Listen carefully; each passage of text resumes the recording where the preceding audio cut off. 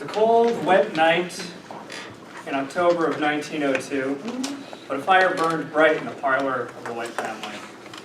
Old Mr. White was sparring over the chessboard with his adult son, Herbert. Mrs. White was sitting by the window, knitting.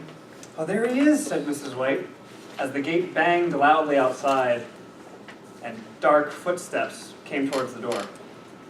Mr. White rose to greet his guest, and he returned to the parlor, followed by a tall, burly man with a thick, matted beard. "Sergeant Morris," he said, introducing the man.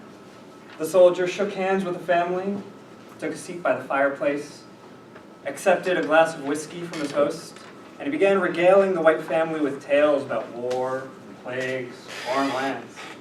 21 years of it," said Mr. White, nodding at his family. "I'd like to go to India myself someday. See all the old temples, priests, the jugglers.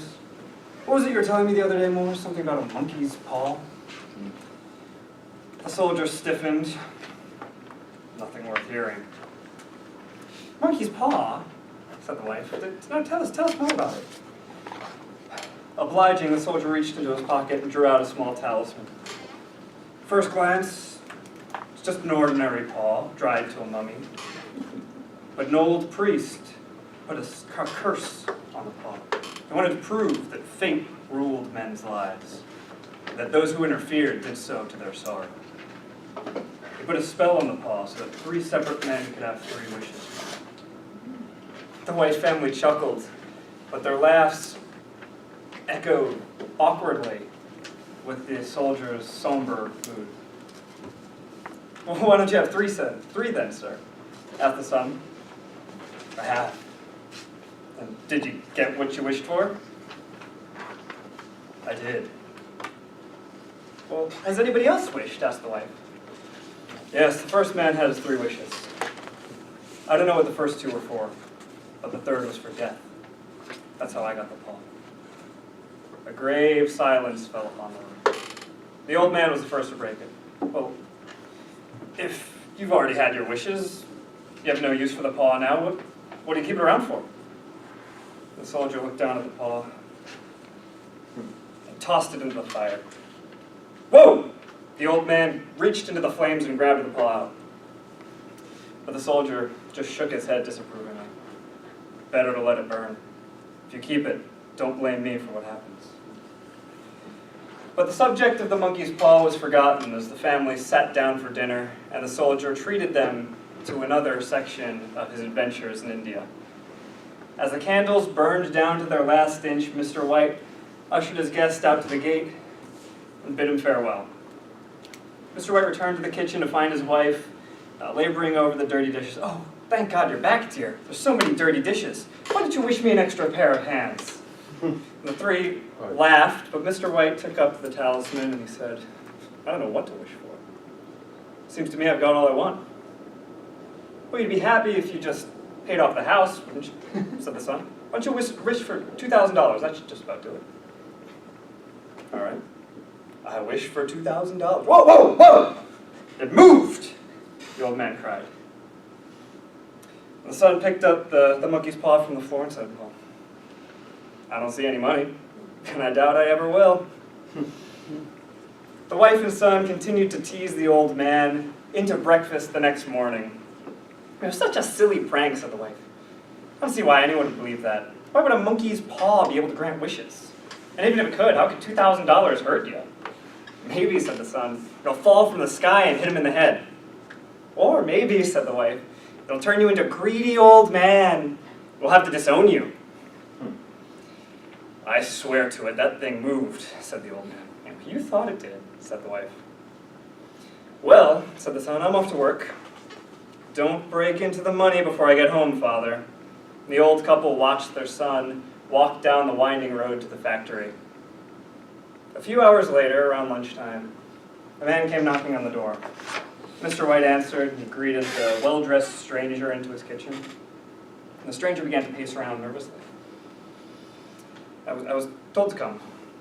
Sent from Ma and Megan's factory. The wife immediately started. "The factory, Ma and Megan's? What happened? Did something happen? Is he okay? Is he hurt?" He's hurt, but in no pain.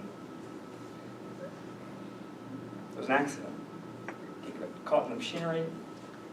I'm here to, Maude and Megan, they disclaim all responsibility, they accept no liability whatsoever, but in consideration for your son's service, they wish to offer you a certain sum as compensation.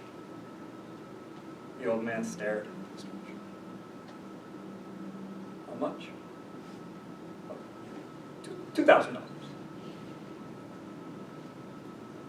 The old couple buried their son in the big new cemetery some 3 miles from their house. They returned to a house that was steeped in silence and shadow. Their days were long with grief. Sometimes they went a whole day without speaking a word to each other. They had nothing to talk about anymore. But one day, about a week after the funeral, Mr. White awoke to hear a startling cry from his wife. "The paw!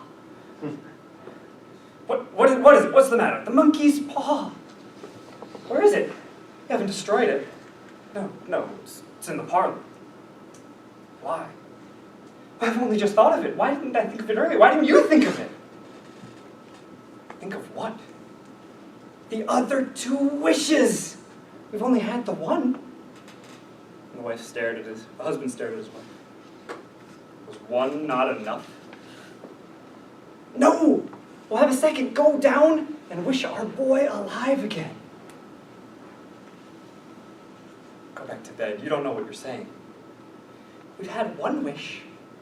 Why not a second?"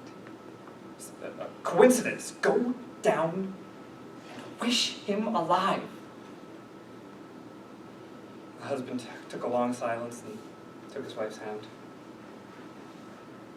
"He's been in the ground for 10 days. And you didn't see his body at the funeral, but when I looked at it, the machinery, I could only recognize him by his clothing, do you understand? If you couldn't look at him then, how could you look at him now?" But the wife was having none of it.